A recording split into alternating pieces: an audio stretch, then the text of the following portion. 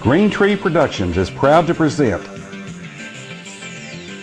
Duncanville Weekly News.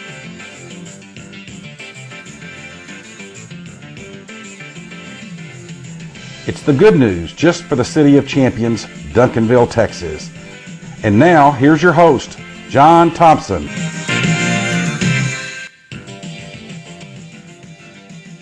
Hello, world, America, Texas, and Duncanville, and welcome to this edition of Duncanville Weekly News for the last couple of weeks of March 2016. Glad you're logged on and watching.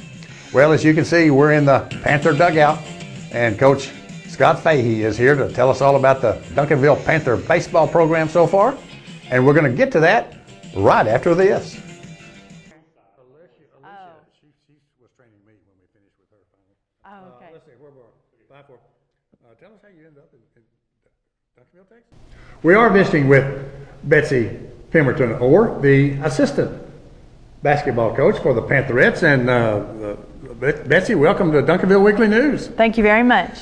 You're sort of new to the program around here. Tell us how you ended up in Duncanville, Texas as the assistant Pantherette coach.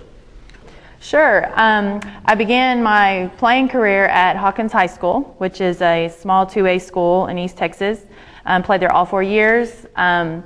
Was academic All-State, first team All-State. Got a couple All-Star awards, and then I earned a full scholarship to Texas A&M at Commerce, and I played there for 2 years, and continued my collegiate career at East Texas Baptist University, and we actually went to the national tournament.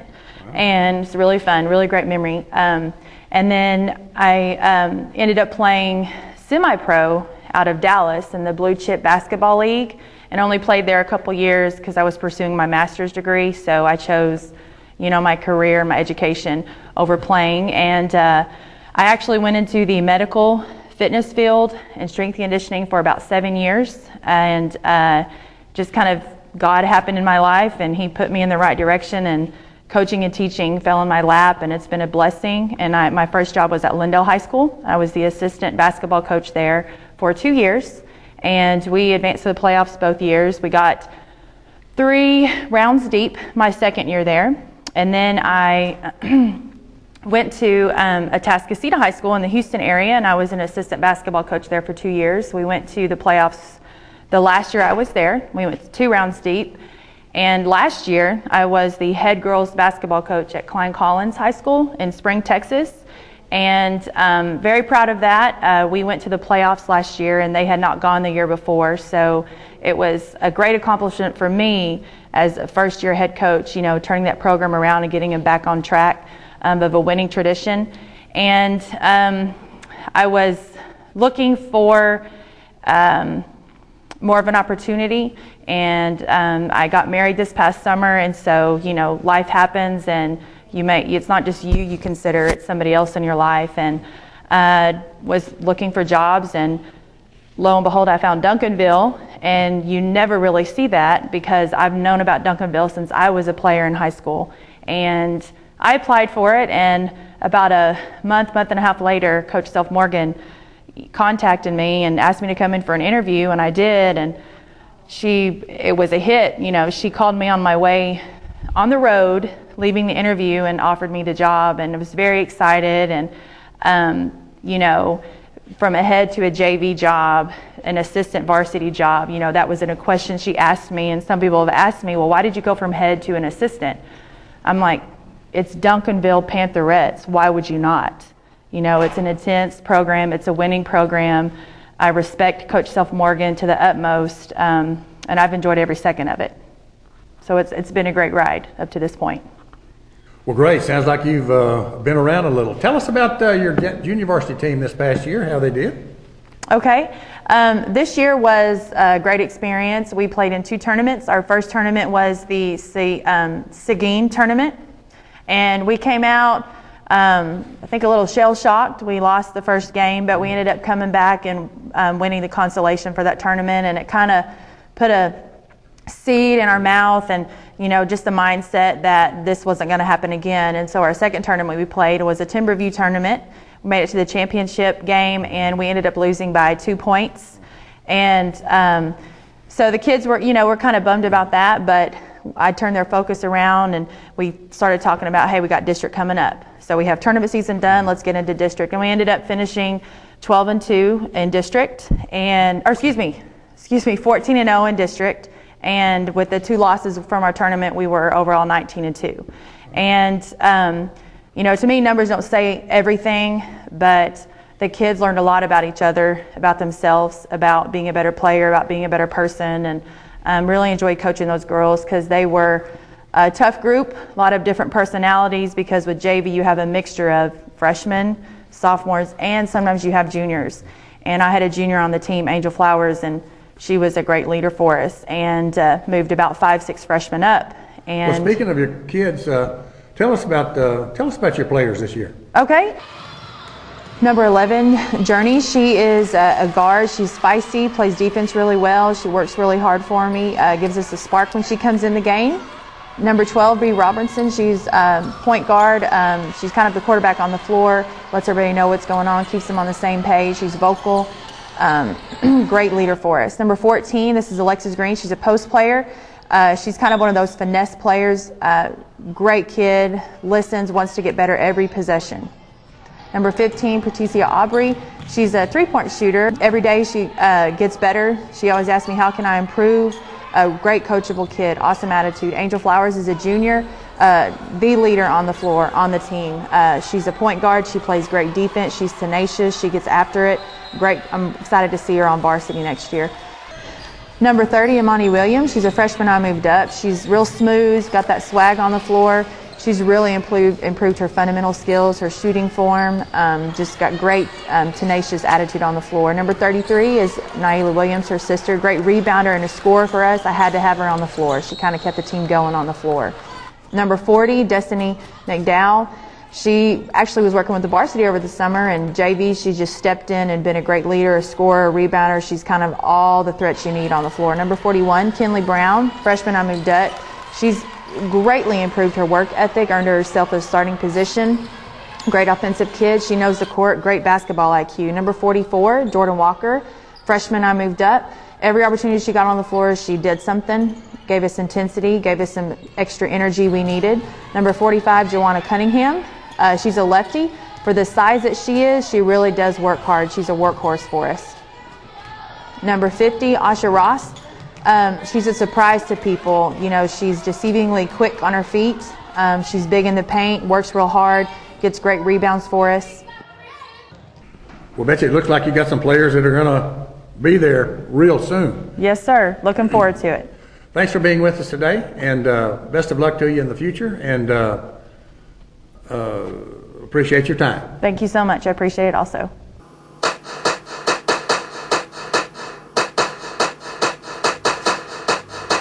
It's springtime in Texas, and that means Duncanville Panther baseball right here on Duncanville Weekly News and the Panther Dugout Show. The Panther Dugout Show brings us updates and highlights of the past few games and a peek ahead to the Panthers' next games. The Panther Dugout Show is brought to us by James Memorial Chapel, the Pope Financial Group of Raymond James, by the Wolverton Company, serving the heating and cooling needs of the Duncanville area for longer than anybody can remember. Jim McDonald State Farm Insurance Agency, right here on Main Street. Remember, State Farm and Jim are there.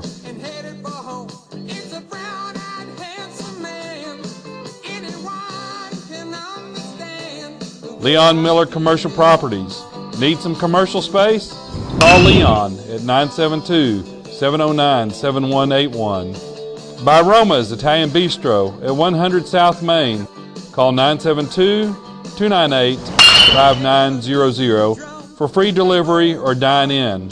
Entries are prepared freshly cooked for every order. By Glow Family Dental, General and Cosmetic Dentistry. Your smile is their top priority. They are here at 427 West Wheatland or call 972-298-2027.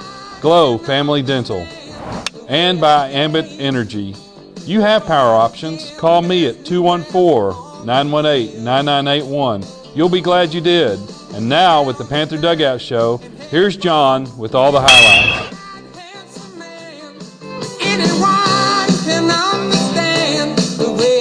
Hello, Duncanville baseball fans, and welcome to the Panther Dugout Show. This has got to be our 23rd or 24th year to cover the highlights on the baseball games at Duncanville High School. And as you can see, Coach Scott Fahey is with us today. And Scott, welcome back for another year. Yeah, we're excited for the spring of 2016. We've got a good young crop of players. Got a tough schedule ahead of us, but that's how we like it. You know, get the kids some good challenges throughout the season, and see what we can do in these first few tournaments. Okay. Well, I noticed that you started the season with a couple of tournaments. Go over the highlights of those games with us. Our first game of the year, scheduled against Bishop Lynch, was canceled due to rain. From there, we entered our first tournament for the season into the Garland Plano tournament. First game of the year against WT White, we were shut out 5-0. The second game, Plano defeated us 14-3. We faced a very, very talented offense in Plano, and they put it on us pretty bad. Our first win of the year came against John Tyler, as we shut them out 8-0. Then on the following game, Trinity Christian Addison defeated us 8-7. And then on Saturday morning, Garland Naaman Forest defeated us 9-8. Our second tournament of the year, we traveled to the competitive Waxahachie tournament. Our first game of this tournament was against Waxahachie. Good wind blowing out to start the game. In the top of the first with 2 outs, our 3-hole hitter, Alex Sanchez, draws a walk. We send in courtesy runner Eduardo Mora to run for Alec. Osvaldo Salinas comes up with a line drive double into the right center field gap. Mora hustles all the way around from first to score, as Salinas has a stand-up double and the Panthers take an early 1-0 lead.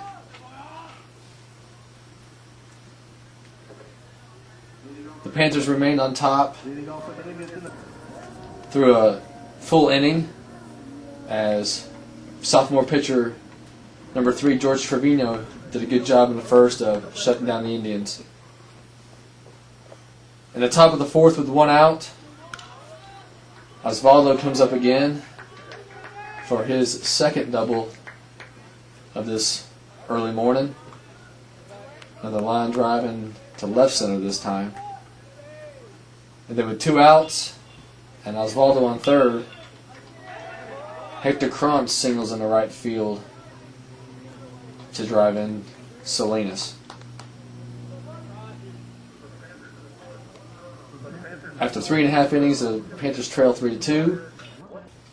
However, in the top of the 5th, Andrew Budzinski leads off with a sharp grounder to third, or shortstop, that the shortstop can't handle. He was later thrown out at second base on a bunt attempt by our 9-hole hitter. Then with 2 outs, George Trevino hits a grounder and legs it out at first base. That's followed by a Nick Chavez single into shallow center field. That puts runners at first and second for the Panthers, still with 2 outs. That brings to the plate one of our hottest hitters, Alex Sanchez. Alec promptly delivers a base hit in the left field. Little foot trouble by the left fielder helps us score a run, as George scores from second to tie the score at 3 apiece. Osvaldo comes up again, gets his third hit of the afternoon, but with the right fielder playing so shallow, we're not able to score Nick from second base. So Oz gets his third hit of the morning, but after 4.5, score remains tied. The game ends with a walk-off 2-run home run by a Waxahachie pinch hitter with 1 out in the bottom of the 7th. And the Panthers lose a heartbreaker to the Waxahachie Indians by a final score of 5-3. It was a good pitching outing by George Trevino, some timely hitting by the Panthers, but in the end it wasn't quite enough. The second game of that morning was against Birdville. In the top of the second, with the Panthers trailing 4-0, A.J. Castro delivers a single in the left center. Courtesy runner David Budzinski advances to second on a ground out. That's followed by an Eduardo Mora base on balls. And with runners on first and second, George Trevino delivers a single in the shallow center to plate the Panthers' first run. After a balk by the Birdville pitcher, both runners advance one base. They're left stranded. And after 3, the Panthers trail 9-1. Leading off the fourth, we have back-to-back hits to put runners at first and second. Again, David Budzinski enters in as a courtesy runner for A.J. Castro. There's Hector Cron at second. Andrew Budzinski hits a ground ball to the shortstop, and on the attempted double play, the ball is thrown away at first base, which allows Hector to score from third on the wild throw at first base. The score is now 9-2 with Andrew at second base.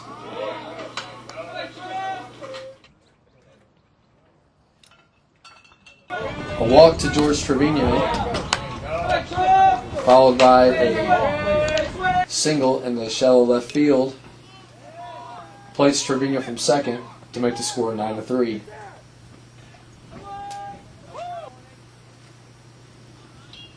Alex Sanchez comes up, delivers another single to center field. This time it scores Trevino from second. The previous runner that scored was David Budzinski. Nick Chavez comes up, loops the ball down the right field line for a base hit. That puts runners at first and third. But our inning ends, and so does the game, with a loss to Birdville. The final 3 game results of the tournament included a 9-2 loss to White House High School, a 2-0 loss to Corsicana, and an 11-3 loss to White House. Panthers didn't have a very good tournament at Waxahachie. Then we moved into district play. Our district opener was against Mansfield. Grayson Petro 3, Matthew 3, number 7 Ryan Thomas. After weather has postponed playing dates, action starts in the top of the first with 2 outs. Hot hitting Alex Sanchez pounds a single into left field, but is later left stranded at first base. Sophomore number 3 George Trevino takes on the duty on the mound for the Panthers. And after 1 inning of play, the Panthers trail 3-0 with a couple hits and a couple errors. In the top of the second, with 2 out, A.J. Castro hits a sharp single in the right field. He's starting to swing the bat a little bit better. But after 2 innings of play, the Panthers trail by 10 runs. There's a look at the Panther following on spring break. Hope the Panthers can put some action in front of them. Game ends by the mercy rule after 4.5 innings of play, with the Panthers following this one 14-0. Panthers have started off the 2016 district season at 0-1. But the Panthers have a chance to get to 500 in district, as they have their home opener against district rival South Grand Prairie. Junior Andrew Budzinski gets the ball for this matchup. With his stuff on the mound, he figures to give us a pretty good shot of beating the Warriors at SGP. In the bottom of the first, leadoff hitter George Trevino draws a walk. He's later sacrificed to second base by Nick Chavez. And after a passed ball and wild pitch that advanced Trevino to third, again hot-hitting Sanchez delivers a sharp single in the center to play Trevino. And the Panthers take a 1-0 lead into the top of the second. Picking up action in the bottom of the sixth with the Panthers trailing by a score of 8-1. Andrew Budzinski beats out a chopper to third. George follows with a sharp double down a left field line that was partially gloved by the third baseman. That puts runners at second and third for the Panthers as they start to mount a comeback rally. With one out, Alex Sanchez comes to bat with runners in scoring position, and he singles in the left field to play Andrew. In the bottom of the seventh, Noah Martell leads off with a single to center. We pinch run junior Chris Polk at first base for Noah. Hector Cron then delivers a sharp single in the right field. It's misplayed by the SGP right fielder. We're able to send Chris Polk all the way to the plate as Hector comes in standing up at third base. Panthers now trail 8-3.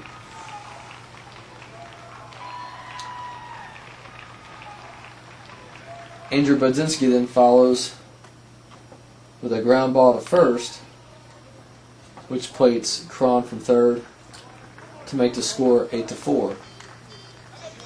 After a 2-out walk to Eduardo Mora, the game ends with a ground ball to second base by George Trevino, and the Panthers fall in their second district game of the season by a score of 8-4 to the South Grand Prairie Warriors. So then Friday we traveled to Cedar Hill for our third district game. And John, can you take us through the highlights? It was a cold, windy, weather-threatening evening down at Cedar Hill as the Panthers visited the Longhorns, and it got started right with leadoff man sophomore Jorge Trevino drawing a base on balls, and then freshman Nick Chavez lays down a sacrifice bunt and is safe at first, and Jorge moves to second with nobody out. But a pop out, a line out, and a strikeout left it scoreless after one. Jorge is the starting pitcher and held the Longhorns scoreless for the first 3 innings, but in the Panther fourth, still no score. Catcher junior Alex Sanchez draws a walk, and senior Osvaldo Salinas replaces him on a fielder's choice. Then with 2 outs, junior Andrew Budzinski hits the ball too hot to handle for the Longhorn second baseman, and Osvaldo goes to third. With freshman Noah Martell at the plate, the doodad play is called, a double steal. And when the Longhorn catcher throws the ball into center field, Osvaldo trots home to make it 1-0 Panthers. And Andrew is at second base. Noah draws a walk. And when freshman Adrian Castro follows with a base on balls, it loads the bases. All this with 2 outs. And then when junior Chris Polk walks, it forces in Andrew to make it 2-0 Panthers. Jorge hits a sharp single to right field to plate Noah. And after 3.5, it's 3-0 Panthers. But the Longhorns came back and scored 2 in one inning and 1 in another to tie things. 3 apiece, and we go to the bottom of the 7th. The Longhorns have the bases loaded with 1 out when the batter grounds to Andrew at short, and he makes the throw to Alec at the home for a force out, which is out number 2. Andrew is in relief, and he strikes out the next batter to end the Longhorn threat. And so we go to the 8th, tied at 3. Chris leads off the Panther 8th, drawing a base on balls. And Jorge lays down a sacrifice bunt that the Cedar Hill third baseman throws away. So we got 2 on and none out with Nick Chavez, freshman, at the plate. And a wild pitch moved the 2 runners up to second and third. And then with 1 out and Alec at the plate, a wild pitch plates Chris for a go-ahead run. Then Alec walks. And with 2 outs, Hector singles to right to plate courtesy runner Eduardo Mora, and it's 5-3 Panthers. When Andrew swings at a strike 3, the catcher doesn't catch it, so now it's first and third with still 2 outs. Doodad time. Double steal. Andrew does his job, getting in a rundown between first and second as Hector scores. And that makes it the 3rd out, but after 7.5, it's 6-3 Panthers, not 7-6. In their 8th, Cedar Hill scores a run on this hit to left and have the bases loaded with 1 out. This batter lines out to Andrew at short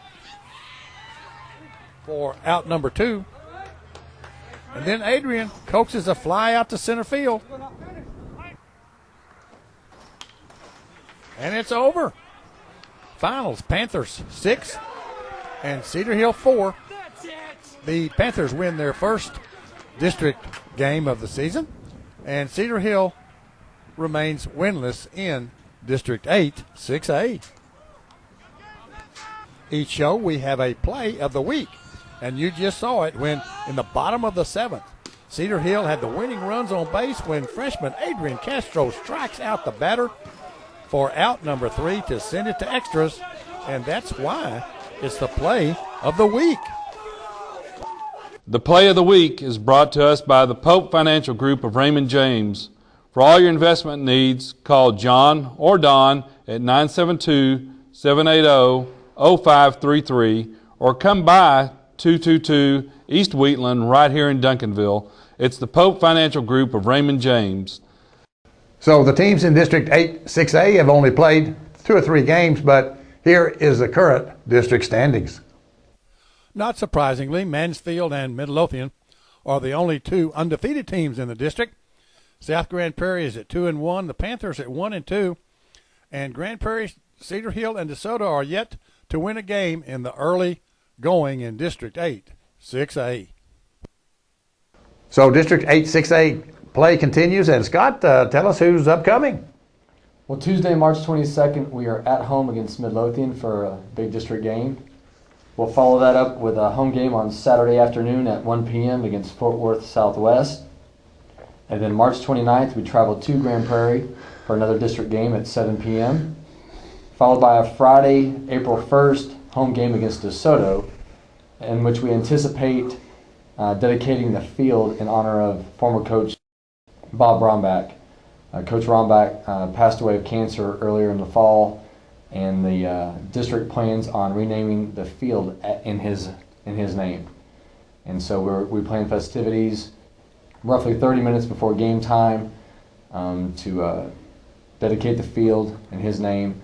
We'll have some new signage at the stadium just to honor Coach Rombach. Yeah, I think that's a great honor for a great coach. Well, Scott, thanks for being with us, and look forward to these upcoming games. And as we close, let's see some shots, some scenes from the Flavor of Duncanville that was held recently. And we'll be back on April the 5th with the highlights of those games and more. See you then.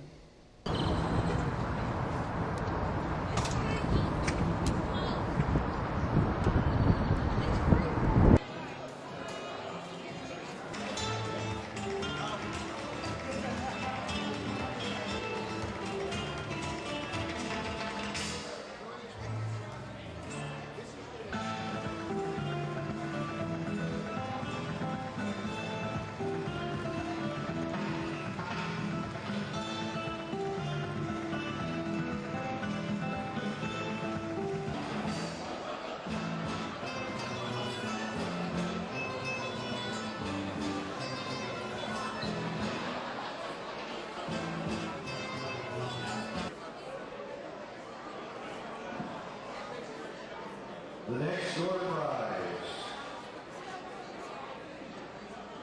the largest purveyor of fine wines in the U.S., among other things, about a few thousand.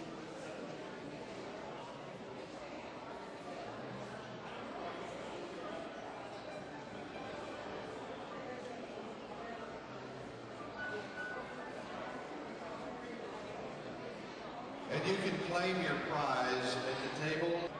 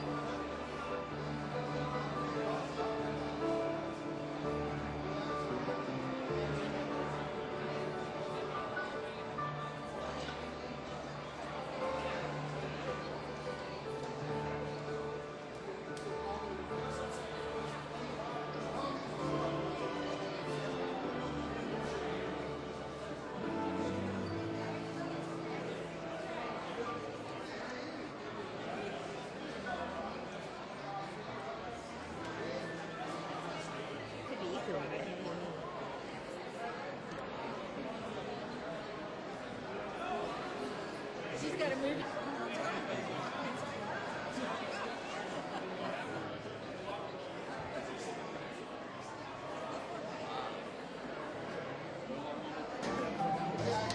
Go get those two with the little bunny over there, Martha.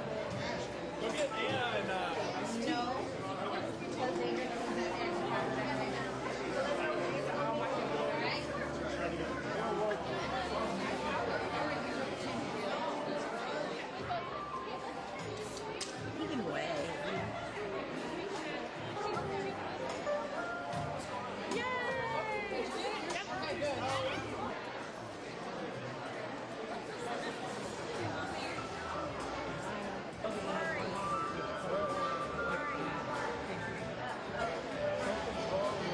Here we go. You can wave.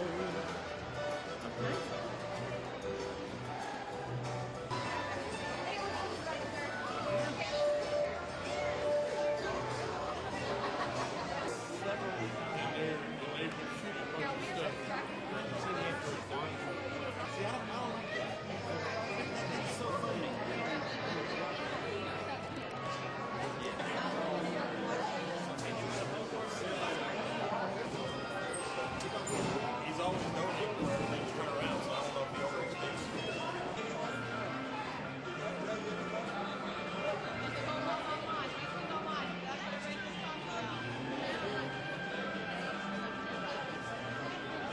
I voted for you.